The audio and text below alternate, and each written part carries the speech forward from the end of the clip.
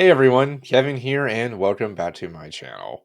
So, something I see a lot of people on LinkedIn do, and more importantly, tell others to do, is to keep these huge spreadsheets and extensive records on every single application they submit or get rejected from, so they know how long it's been since they applied, who the hiring manager is, and when they should check in with them. And I get the idea. Believe me, I do, because I think it speaks to our desire to always be on top of things and keep ourselves accountable, or at least encourage us to at least not get lazy or disinterested in our job searches. But job searching is almost a full time job as it is.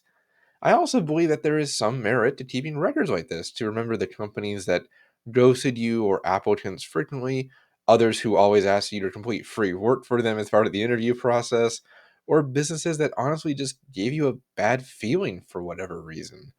My best example of this was when I basically blacklisted the cryptocurrency company Kraken from my application list because of how aggressive, political, and frankly authoritarian they were when I interviewed with them. I still warn others away from them based on how they speak to their applicants and how they expect everyone to conform to their very specific worldview. Not to mention their requirement for no work life balance at their company, and no, I'm not kidding, they actually said that, kind of put me off from them. But I digress and should get to the point of why we're here today. Basically, I don't like the trend of telling job searchers to keep detailed records about every application and rejection notice and constantly watch it like some kind of fantasy football bracket. Why? Well, I asked you, what are you really getting out of doing that? And the answer is not all that much, if we're being honest. Sure, you're staying on top of things and in the way might be ensuring that you aren't shotgun applying to hundreds of jobs out of desperation, especially if and when they don't really align with your values, growth plans, salary expectations, and workplace culture desires.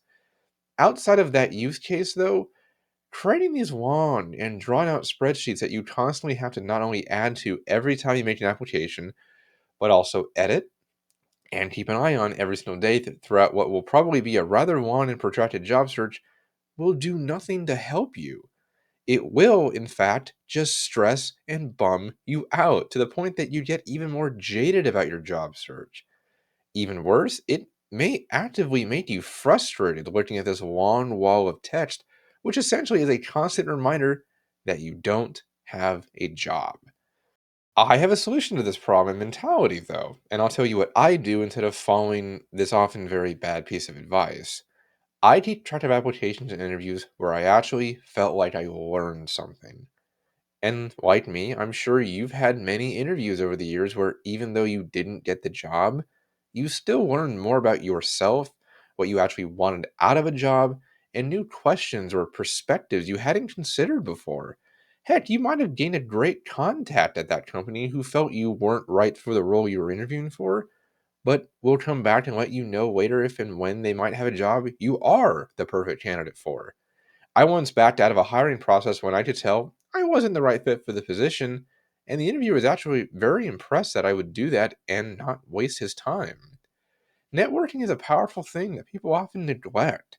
And even though sometimes it may not work out for you, you're still gaining valuable insight into your profession and current in-demand trends. Yes, every company's needs are different, hence why interview feedback isn't always applicable outside of the people giving it to you, but there's always something to be gained that might make you think about the way you'll approach the next interview. Those kinds of interactions are the most important ones of all and should be cataloged for future reference, especially if they challenged you to be a better person or stand up for yourself on things which you feel are non negotiable. Like I mentioned with Kraken a minute ago, I kept track of that interview because it seriously made me know what I didn't want out of a job, while I kept track of others that went well and I grew from, but still failed to get the role for one reason or another. Those experiences, good and bad, are what made me grow and eventually secure a role where I felt like I was the unicorn they were looking for and where I also belonged. I didn't get here by keeping track of what was probably hundreds upon hundreds of applications during my last 8 month long job search. All that would have done is lead to stress, anger, self worth issues, and a general sense of being jaded about everything. I mean, we all do get there at times, but why do something that will ensure you get there more quickly? It seems kind of counterproductive, doesn't it? And keeping a list of these experiences you learn from will ultimately lead to a better state of mind and a sense that you're still growing even while stuck in a rut. Well, guys, I hope you enjoyed today's episode and that it might make you reconsider how you approach your job search a little bit by reframing how you go about it and what you want to get out of it, too. But if you could click like and subscribe or ring the bell button to stay up to date with all of my content, that would be greatly appreciated. For now, I've been Kevin, and I'll see you in the next video.